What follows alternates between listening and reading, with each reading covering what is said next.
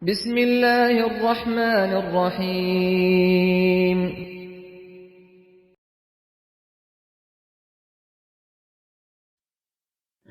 Amma ba'd. Jamaah salat maghrib yang sama berbahagia, alhamdulillah kembali kita bersyukur memuji Allah Subhanahu wa taala. Kita telah melaksanakan salat maghrib secara berjamaah dan diikuti dengan salat sunnah ba'diyah. Semoga Allah Subhanahu wa taala menyimpan kebaikan-kebaikan kita di Illiyin, di tempat yang tertinggi. Salawat dan salam senantiasa tercurah atas Nabi kita Muhammad sallallahu alaihi wa alihi wasallam. Semoga dia termasuk orang-orang yang kelak mendapatkan syafaat dari beliau sallallahu alaihi wasallam. Amin ya rabbal alamin. Jamaah salat maghrib yang kami muliakan, kembali kita lanjutkan pembahasan kita seputar kiat-kiat meraih khusyuk dalam salat, di mana pada pertemuan sebelumnya kita telah bahas urgensi dari salat yang khusyuk itu, bahwa khusyuk itu adalah rohnya salat. Semakin khusyuk semakin bernilai, sama seperti emas. Semakin murni semakin nilainya tinggi. Nah, adapun salatnya orang-orang munafik sebagai salat yang palsu, maka adalah salat yang tidak ada nilai di dalamnya. Nah, terkadang mereka nampak khusyuk secara zahirnya, namun batinnya lalai, sebagaimana disebutkan oleh Ibnu Qayyim al-Jauziyah dalam kitab beliau, atau perkataan Hudzaifah radhiyallahu an, di mana ucapan beliau ini dinukil oleh Ibnu Qayyim al-Jauziyah dalam kitab beliau Madarijus Salikin. Beliau katakan, antarul jasada khashian wal qalbu laysa bi khashi. Jasad mereka kelihatan khusyuk,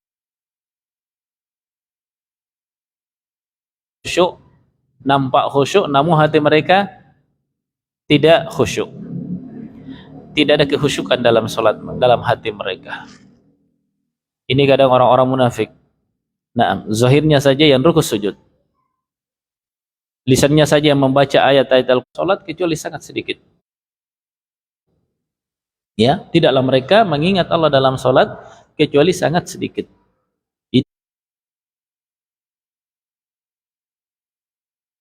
Ini ibadah salatnya orang-orang munafik. Barakallahu fikum. Nah, kiat untuk meraih khusyuk ini secara umum ada dua. Jadi barang siapa yang ingin meraih kekhusyukan dalam salatnya, maka hendaknya dia memperhatikan dua hal pokok ini. Yang pertama adalah melakukan quwwatul muqtada. Quwwatul muqtada artinya melakukan hal-hal yang bisa menguatkan kekhusyukan. Dia harus menguatkan semua hal-hal yang bisa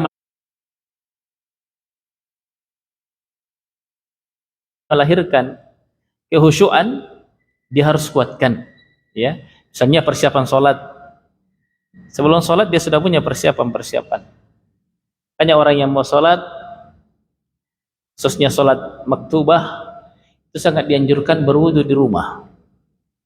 Karena itu bagian dari hal-hal yang bisa menguatkan kekhusyukan. Lalu dia berjalan dengan tenang, tidak buru-buru. Dan ini akan kita kupas pada pembahasan selanjutnya. Jadi yang pertama, quwwatul muqtada. Dia melakukan hal-hal yang bisa menguatkan kekhusyukan. Penopang-penopangnya. Nah, kemudian yang kedua, menghilangkan dha'fus syaghil. Menghilangkan hal-hal yang menghilangkan atau melemahkan kekhusyukan. Hal-hal yang bisa membuat dia lalai. Perkara-perkara yang bisa menjadikan nilai kekhusyukannya berkurang. 6. Maka pembahasan kita ke depannya ini seputar hal tersebut, hal-hal yang mengokohkan kehusyuan dan hal-hal yang harus kita tinggalkan. Nah, baik. Yang sekalian,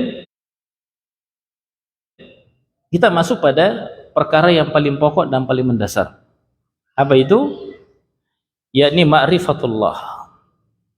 Nah, ma'rifatullahi bi asma'ihi wa sifatihi. Mengenal Allah Subhanahu wa taala dengan mengenal nama dan sifatnya, serta mengenal uluhiyah dan rububiyahnya. Ya. Karena orang yang salat itu sedang berkomunikasi dengan Allah, sedang berdialog dengan Allah, maka tentu semakin kita mengenal zat yang kita berdialog dengannya, akan menambah kehusyuan kita dalam ibadah salat itu. Oleh karena itu Allah Subhanahu wa taala mengingatkan Nabi Musa alaihi salatu wassalam sebelum Allah perintah beliau untuk menegakkan salat. Dia Allah Subhanahu wa taala ya menyampaikan satu ilmu yang sangat besar sebelum mengenal salat. Apa itu? Mengenal Allah Subhanahu wa taala. Innani anallah. Sesungguhnya tidak ada zat yang berhak disembah kecuali saya. Jadi orang yang musyrik tidak akan mungkin khusyuk. Itu hanya khusyuk main-mainan saja. Walau dia menangis, penyembah kuburan misalnya, orang-orang yang suka bertatayur, ya,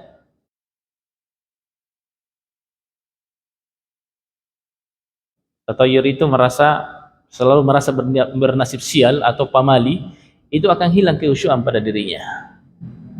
Hanya orang yang ikhlas saja yang bisa meraih kehusyuan. Ya. Hanya orang yang ikhlas saja yang bisa meraih kehusyuan. Maka Allah ingatkan Nabi Musa alaihissalatu wassalam perkara besar ini. Innani anallah la ilaha illa ana. Sesungguhnya tidak ada sembahan yang hak kecuali saya. Fa'buduni, maka sembahlah saya.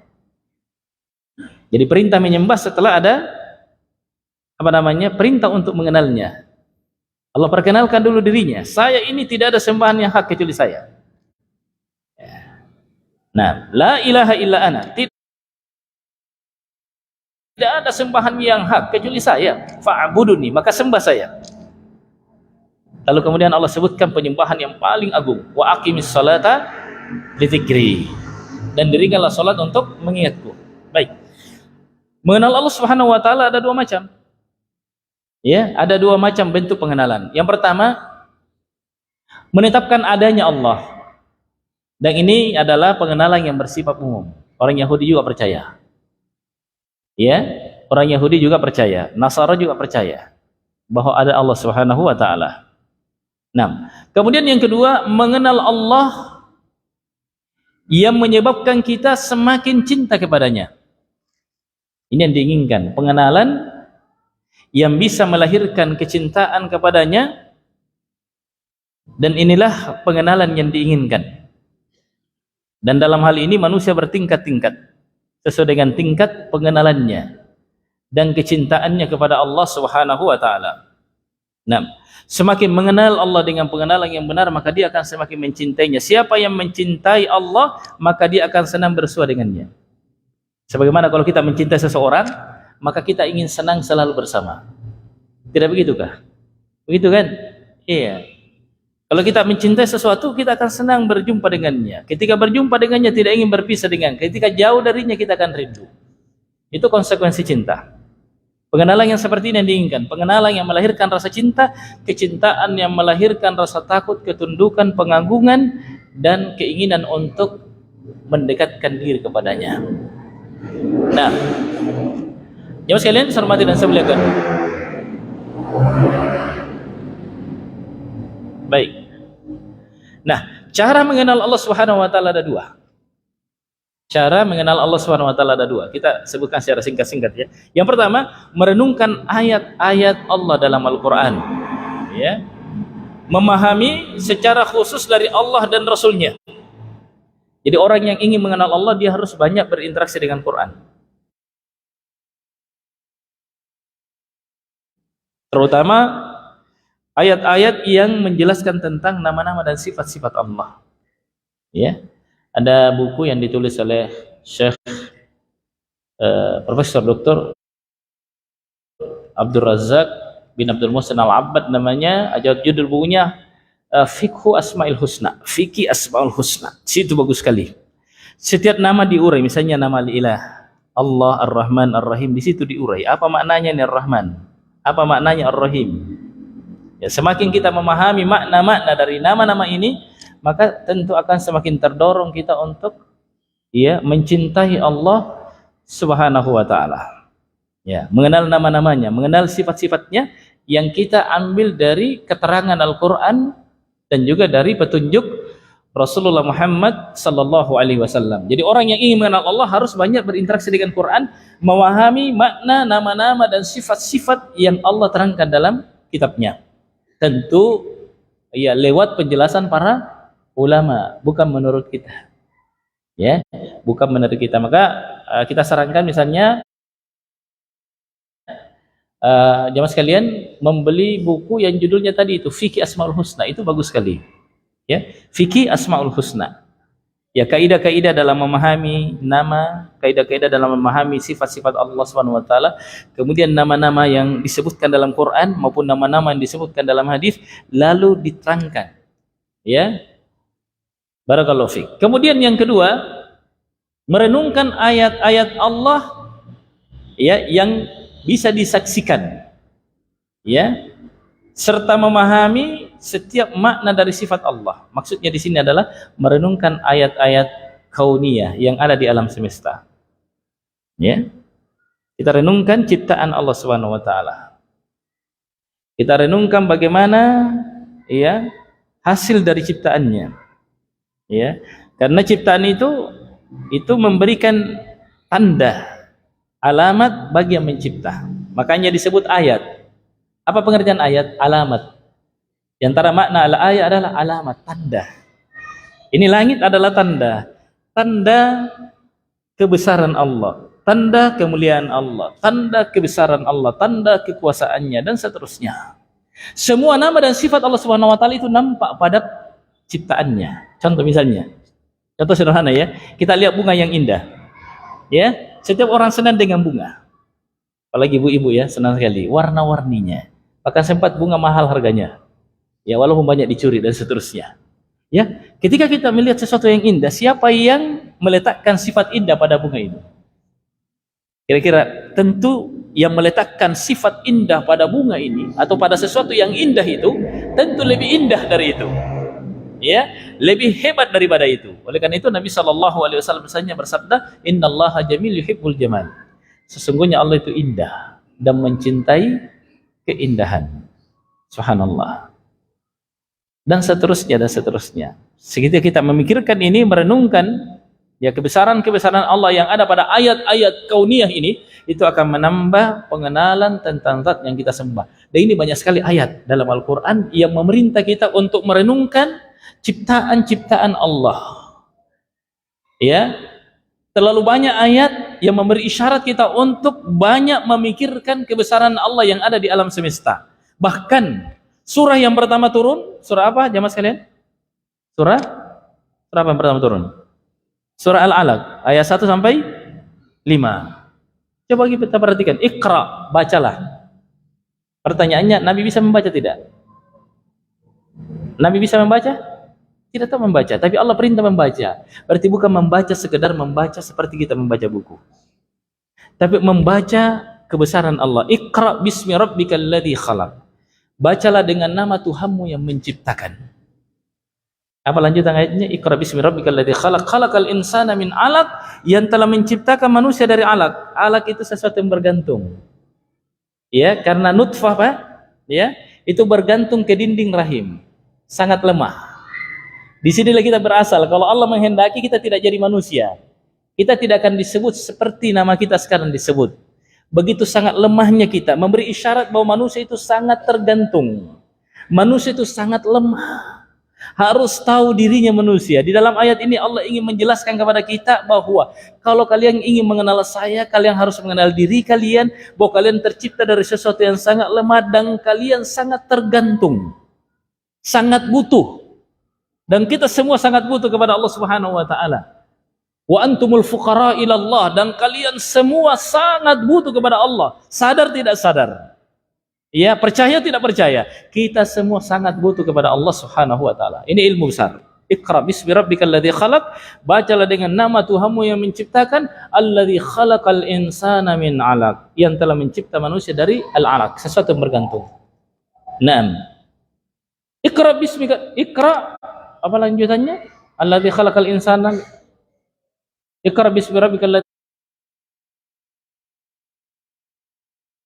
khalaqal insana min 'alaq. Iqra wa rabbukal akram. Bacalah. Wa rabbukal akram, dan Tuhanmu lah yang maha mulia. Lagi-lagi ma'rifatullah, pengenalan tentang Allah. Iqra wa rabbukal akram alladzi 'allama bil qalam, yang telah mengajari dengan al-qalam. 'Allamal insana ma lam ya'lam, yang mengajari manusia malam ya'lam, apa yang dia tidak ketahui. Pengenalan tentang diri dan pengenalan tentang Allah Subhanahu wa taala. Nah, dan juga dalam ayat yang lain Allah Subhanahu wa taala berfirman, wa fi anfusakum afala tubsirun, pada dirimu mengapa engkau tidak memperhatikan.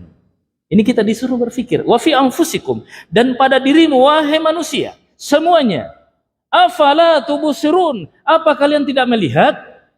Apa kalian tidak mau belajar pada diri kalian? Makanya sebagian orang tua kita dulu bilang, belajar pada diri kalian. Ya, belajar pada dirimu.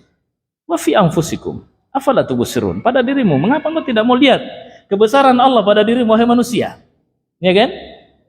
Baik. Apa namanya, pengenalan tentang jasad kita ini yang begitu sangat sempurna struktur susunannya, Masya Allah. Coba perhatikan jari-jari kita ini, subhanallah. Jari yang 5 lengkap dengan ruas-ruas jarinya. Bayangkan kalau tidak ada ruas jarinya, tidak bisa Pak dikepal. Kalau tidak bisa dikepal, apa yang bisa kita lakukan Pak? Kalau kondisi tangan kita hanya lurus kaku seperti ini, apa yang bisa kita lakukan? Minum air pasti 2 tangan seperti ini. Tapi coba lihat kekuasaannya Allah, bisa digenggam, terserah mau bagaimana bentuknya. Ini siapa semua yang mencipta semua ini? Nah, kita disuruh merenungkan itu supaya ada kesadaran bahwa memang saya ini lemah, saya ini ciptaan. Kan beda Pak, orang yang beribadah dengan kesadaran, orang yang beribadah dengan tercerahkan, beda dengan orang yang beribadah sekedar kebiasaan. Ini penting. Ya, orang melakukan ibadah dengan kesadaran, orang melakukan ibadah dengan sebuah makrifah, pengenalan tentang siapa saya, memang saya layak untuk menyembah, memang saya butuh Allah, memang saya layak menyembah, dan memang saya wajib menyembah. Beda dengan orang sekedar yang penting saya sholat selesai. Itu beda, nilainya beda, hasilnya beda, rasanya beda, kualitasnya beda, dan di sisi Allah tentu beda. Ya, akan beda hasilnya. Di sini penting, orang yang terjebak dengan ibadah rutinitas dengan orang yang beribadah dengan sebuah kesadaran, itu beda. Nah, kita dididik untuk beribadah dengan kesadaran, bukan karena sekedar rutinitas. Maka perlu diperbaiki niat. Jangan sampai kita terjebak di situ, terjebak dengan rutinitas saja. Nah, barakallahu fiik. Jadi itu 2 tadi. Cara mengenal Allah dengan 2 cara. Pertama, banyak mentadabburi ayat-ayat qauliyah yang ada dalam Al-Quran. Yang kedua, banyak mentadabburi ayat-ayat kauniyah, dan itu banyak ayatnya. Inna fi khalqis samawati wal ardi wa ikhtilafil laili wan nahari la ayatin liulil albab. Sesungguhnya dalam penciptaan langit dan bumi, silih bergantinya siang dan malam, terdapat tanda-tanda kebesaran Allah bagi orang-orang yang berakal. Nah, coba lihat. Suruh kita berpikir. Siapa orang yang berakal itu? Alladzina yadhkurunallaha qiyaman wa qu'udan wa 'ala junubihim wa yatafakkaruna fi khalqis samawati wal ardh. Rabbana ma khalaqta hadza batilan subhanaka faqina 'adzabannar. Al-ayat. Siapa orang yang cerdas itu, kata Allah? Orang yang cerdas itu adalah alladzina yadhkurunallaha qiyaman wa qu'udan wa 'ala junubihim. Orang yang selalu berzikir kepada Allah Subhanahu wa taala dalam keadaan dia berdiri, wa qu'udan dalam keadaan dia duduk, wa 'ala junubihim dan ketika dia berada di atas pembaringannya. seraya berkata Rabbana ma khalaqta hadza batila wa yatafakkaruna fi khalqis samawati wal ard, seraya mereka mentafakuri. Pernahkah kita, Pak? Ya, duduk di satu malam merenung, lepaskan pandangan jauh, ya kan? Sekali-sekali menengok ke atas langit, ya, kita lepaskan pandangan lalu merenungkan siapa pencipta semua ini. Begitu hebatnya ini. Ya, ini baru saja masjid Babul Khair kita masuk, kita berdecak kagum dengan ini struktur bangunannya, keindahan ininya, masya Allah. Pintarnya ini orang yang rancang ini, ya. Siapa arsiteknya ini? Kita akan cari tahu. Saya mau bikin lagi juga seperti ini. Itu baru gini-gini aja. Bagaimana menciptakan langit dan bumi, Pak? Kenapa kita tidak pernah merasa kagum dengan hebatnya yang bikin langit ini tanpa tiang, ya? Hebatnya yang ciptakan matahari yang sinarnya tidak pernah redup. Dari mana sumber cahayanya itu matahari? Kira-kira kalau pakai bensin berapa satu hari itu pakai, Pak? Habis bensin, Pak, dipakai. Ya kan? Ini lampu bisa menyalakan dengan karena apa ya? Karena itu ini. Tidak ku tahu saya. Yang jelas pakai energi. Dari mana? Wallahu alam. Ini matahari kira-kira dari mana sumbernya? Sumber cahayanya dari mana itu, Pak? Tidak tersambung kabel dengan apa-apa. Dari mana? Kok bisa? Dan tidak pernah berkurang sampai hari kiamat. Itu baru satu matahari. Bagaimana yang lainnya? Itu baru di bawah langit. Ini matahari dan apa yang kita saksikan, Pak, itu masih langit pertama, Pak. Itu masih langit pertama. Apa itu, Kak? Yang 7 planet itu sampai Pluto itu masih di bawah langit pertama. Dan semakin ke atas semakin luas, semakin ke atas semakin luas, semakin ke atas semakin hebat. Karena itu digambarkan oleh Nabi Shallallahu Alaihi Wasallam, langit pertama, Pak, dibandingkan dengan bumi yang kita tempati.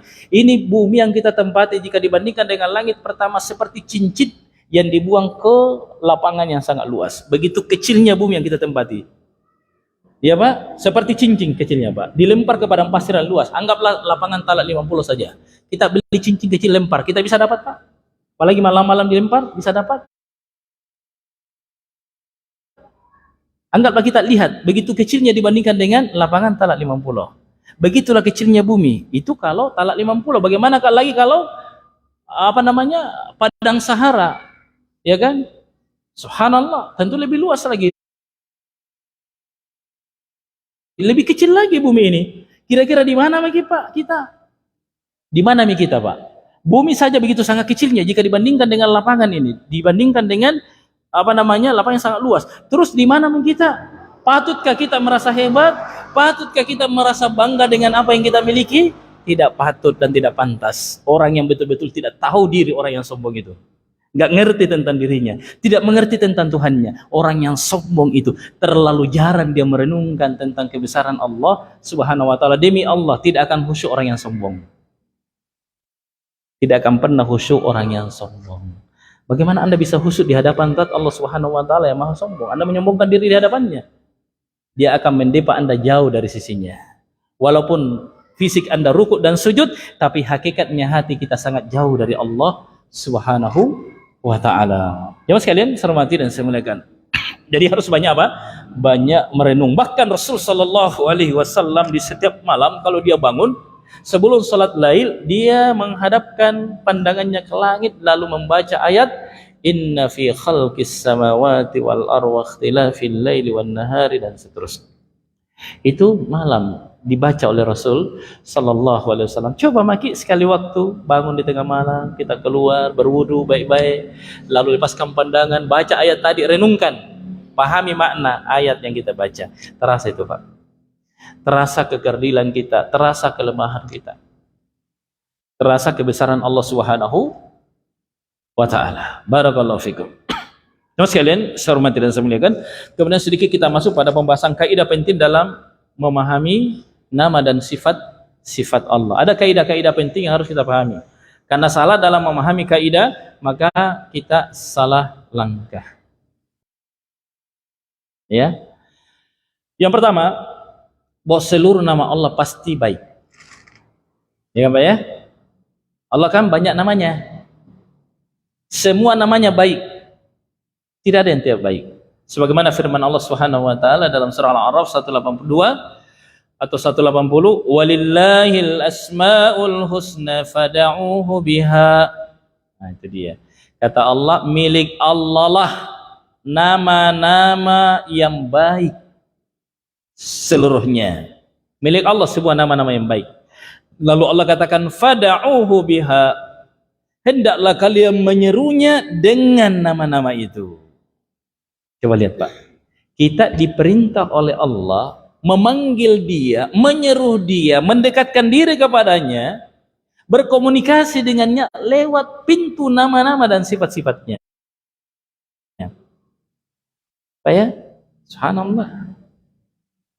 Misalnya ada orang yang punya banyak karakter, sifat yang baik, pemurah, penyayang, apalagi pemberani, apalagi yang lain. Lalu kita dekati dia, panggil namanya, wahai yang maha pemurah, wahai Tuhan yang pemberani, gagah perkasa, wahai ini, wahai itu. Kan semakin terasa itu Pak. Semakin kita kenali orang ini, anggaplah pertama Pak, kita kenali orang ini si A misalnya, dia orang yang sangat pemurah, ya kan? Maka tentu ada kecenderungan untuk minta bantuan. Ditambah lagi pengenalan, ternyata dia tokoh masyarakat. Maka misalnya ternyata dia Pak Camat. Oh, ternyata kita punya kebutuhan yang bersifat ingin melindungi diri kita, kita dekati dia. Sudah dua. Ternyata kita tahu Pak Camat ini, yang pemurah ini, ya kan? Dia punya lahan sangat luas misalnya. Saya butuh misalnya banyak lahan kosongnya. Saya butuh tanah yang luas untuk pelihara kambing misalnya. Ini saya dekat lagi saya. Wahai Tuhan yang banyak, tanahnya yang luas, bisakah 1 hektar untuk saya pelihara kambing saya? Kan seperti itu. Contoh. Semakin bertambah pengetahuan kita tentang siapa orang ini, maka semakin kita muliakan dia. Ya ternyata Pak Camat ini sepupu 1 kalinya Presiden Pale. Wah, ini semakin hebat ini pengenalannya. Ya kan? Ternyata bersaudara dengan panglima perang lagi. Panglima kita. Ternyata luar biasa ini Pak Camat. Semakin bertambah lagi. Semakin bertambah pengenalan tentang dia, maka semakin muncul pemuliaan dan kita semakin rendah di hadapannya. Kan seperti itu. Bagaimana lagi dengan Allah yang memiliki nama-nama dan sifat-sifat yang luar biasa itu? Semestinya kita semakin ingin dekat dengan dia, semakin ingin membangun hubungan yang bagus dengan dia. Karena kita tadi tercipta dari sesuatu yang sangat lemah, butuh Pak. Tidak ada manusia yang bisa berdiri sendiri, dia butuh bantuan. Dan sebaik-baik yang ditempati meminta bantuan adalah yang memiliki segala sesuatunya. Siapa dia? Dialah Allah Subhanahu wa taala yang kita sembah selama ini. Sayangnya kita tidak terlalu mengenal dia dengan pengenalan yang sebenar-benarnya. Baik, yang sekalian saya hormati dan saya muliakan. Jadi yang pertama, kaidah pertama apa tadi? Seluruh nama Allah baik. Tidak ada yang tidak baik. Ada orang yang tidak bagus namanya, ada Pak. Ada orang kurang bagus namanya. Ada orang namanya Hawiyah. Ada dulu saya ingat waktu saya sedih Pak, nama teman saya Hawiyah. Kukira Tom ini bagus karena bahasa Arab, ternyata neraka Pak, neraka Hawiyah. Jadi hati-hati kasih nama Pak. Yang penting ada dalam Quran, diambil namanya. Jangan nama neraka kita kasih nama. Kita punya ini. Benar Pak, ada saya punya nama teman dulu namanya Hawiyah. Ternyata nama neraka. Jangan. Penting bahasa Arab. Kasih nama. Itu yang pertama. Kemudian kaidah kedua dalam memahami nama dan sifat-sifat Allah, bahwa seluruh atau nama-nama Allah Subhanahu wa taala tidak dibatasi oleh jumlah dan bilangan tertentu. Nama Allah Pak bukan 99. Bukan 99, lebih banyak dari itu lagi. Ya, walaupun misalnya ada hadis mengatakan innalillahi tis'an wa tis'ina isman mi'atan illa wahidan, sesungguhnya Allah Subhanahu wa taala memiliki nama 99, yakni 100 kurang 1. Ada hadis seperti itu bunyinya. Lalu kemudian Nabi katakan man ahsaha dakhalal jannah, siapa yang menghafalnya dia akan masuk surga. Coba lihat. Ya. Di sini dijelaskan oleh para ulama, maknanya 99 yang tertera dalam Quran dan Sunnah. 99 yang diterangkan dalam Quran dan Sunnah. Tapi nama Allah tidak terbatas, bukan cuma 99. Ya, ini ya bisa kita pahami dalam sebuah hadis riwayat Imam Ahmad dari Abdullah, di mana ya disebutkan bahwa Nabi Shallallahu Alaihi Wasallam mengajarkan doa ketika dirundung kesedihan dan duka. Ini dianjurkan dibaca doa ini, ya.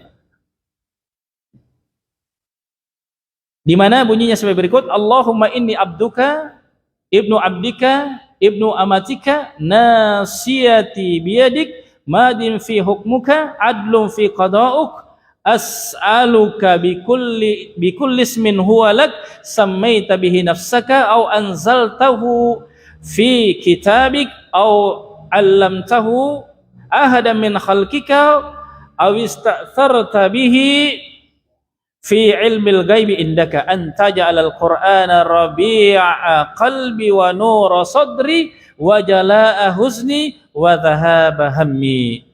Yang artinya, ya Allah, sesungguhnya aku adalah hambamu, anak hambamu. Maksudnya anak hambamu Nabi Adam.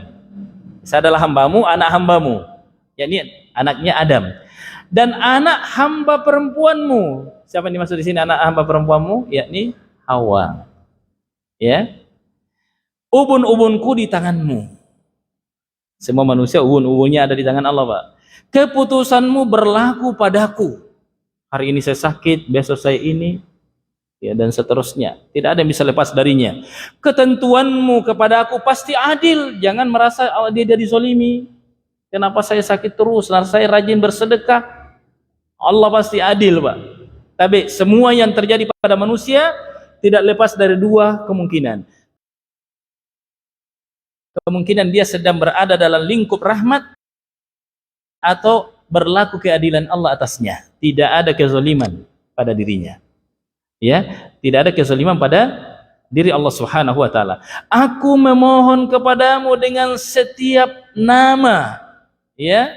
Aku memohon kepadamu dengan setiap nama yang telah engkau gunakan untuk dirimu, yang engkau turunkan dalam kitabmu, engkau ajarkan kepada seseorang dari makhlukmu, atau yang engkau khususkan untuk dirimu dalam ilmu gaib di sisimu. Artinya tidak ada yang tahu. Jadi ada dari nama-nama Allah Subhanahu wa taala tidak ada seorang pun yang tahu, hatta para nabi. Hanya Dia yang tahu, dan Dia tidak ajarkan kepada siapapun. Ya sekalian. Ini ada juga ilmu di kalangan tarekat, saya juga pernah dulu. Ini kan ada katanya satu nama Allah, kalau kau tahu pasti masuk surga. Satu nama, tapi tidak boleh kasih tahu. Gimana caranya ditahu kalau tidak kasih tahu? Amat tarekat dulu, harus datang dulu berbaiat. Subhanallah, ini tidak benar, jemaah sekalian. Ya, seperti inilah. Ya, ini menunjukkan bahwasannya keluasan, ya, nama dan ilmu Allah, sampai-sampai ada sebagian dari namanya yang tidak ada seorang pun dari makhluknya yang mengetahuinya, hatta para nabi dan rasul sekalipun. Hanya Dia yang tahu. Ini menunjukkan apa? Bahwa nama Allah tak terbatas. Ya, nama Allah Subhanahu wa taala tidak terbatas. Nah, jemaah sekalian, kemudian yang kedua, di antara sebab-sebab kekhusyuan adalah mengobati, ya, kerasnya hati dari kelalaian. Jadi hati yang keras sulit untuk tembus. Hati yang kotor, hati yang ternodai adalah hati yang terhijab. Dan sekalian, Allah Maha Suci. Makanya kita dianjurkan sebelum sholat apa? Bersuci. Tidak sah Pak kalau kita tidak bersuci. Kesucian ada dua. Ada kesucian yang hissi, dan ada kesucian yang ma'nawi. Kesucian yang bersifat zohir. Harus bersih dari apa? Tapi Bapak Ibu, kalau kita mau sholat, dipastikan bersih dari dua hal. Bersih dari hadas dan najis. Siapa yang berhadas, siapa yang bernajis masuk dalam sholat, maka sholatnya tidak sah. Ini kita kebanyakannya di sini saja mainnya. Oh, saya sudah tidak berhadas lagi. Oh, saya sudah tidak bernajis lagi. Jarang kita perhatikan sisi yang kedua. Bersihnya hati dari kotoran-kotorannya. Ini penting. Karena siapa yang membawa kotoran hati, hatinya bernajis, dia masuk ke dalam solat, maka solatnya tidak sah. Benar saya? Siapa yang bilang? Allah yang bilang. Allah Subhanahu wa taala berfirman, "Innamal musyrikuna najasun." Orang musyrik itu najis. Makanya orang yang musyrik batal semua ibadahnya, termasuk salatnya kalau dia salat. Allah Subhanahu wa taala berfirman, "Wa laqad uhiya ilaika wa ilal ladzina min qablik la in asyrakta la yahbatanna 'amaluk." Sungguh telah diwahyukan kepadamu Muhammad dan kepada nabi-nabi sebelummu, jika engkau syirik batal seluruh amal kamu. Bukan cuma salat yang batal, semuanya batal. Siapa yang diancam di sini? Para nabi dan rasul. Kalau para nabi dan rasul saja diancam batal ibadahnya termasuk salatnya, apalagi yang lainnya. Maka pastikan diri Pak, saat masuk salat, bahkan sebelum salat ya, kita membersihkan diri dari kesyirikan. Maka saya katakan tadi, tidak mungkin orang musyrik khusyuk. Tidak mungkin orang yang musyrik khusyuk. Ya. Yang sekalian saya hormati dan saya muliakan. Jadi hati itu ibarat cermin, kata para ulama. Hati ibarat cermin. Ketika cermin itu kotor, maka sulit kita melihat wujud diri kita sendiri. Ya. Jangankan yang lain, dirita saja sulit untuk kita temukan wajah yang sempurna. Saat cermin itu kotor, sulit untuk kita lihat yang mana kepalanya, yang mana mata kita ini, mana tangannya, terputus-putus dalam gambar. Kenapa? Bukan karena badan kita yang terputus-putus, tapi karena cermin inilah yang kotor. Hati ibarat cermin, ketika dia kotor sangat sulit dia mencapai kehusyuannya. Makanya kita diperintah untuk membersihkan hati. Allah berfirman apa? Qad aflaha man zakkaha wa qad khaba man dassaha. Sungguh beruntung orang yang membersihkan jiwanya dan sungguh merugi orang yang mengotorinya. Tidak akan bisa khusyuk orang yang kotor hatinya. Rasul sallallahu alaihi wasallam bersabda, ala wa hiya fil jasadi mudghah. Ketahuilah bahwa dalam jasad manusia ada segumpal daging. Idza saluhat saluhat jasadu kullu wa idza fasadat fasadat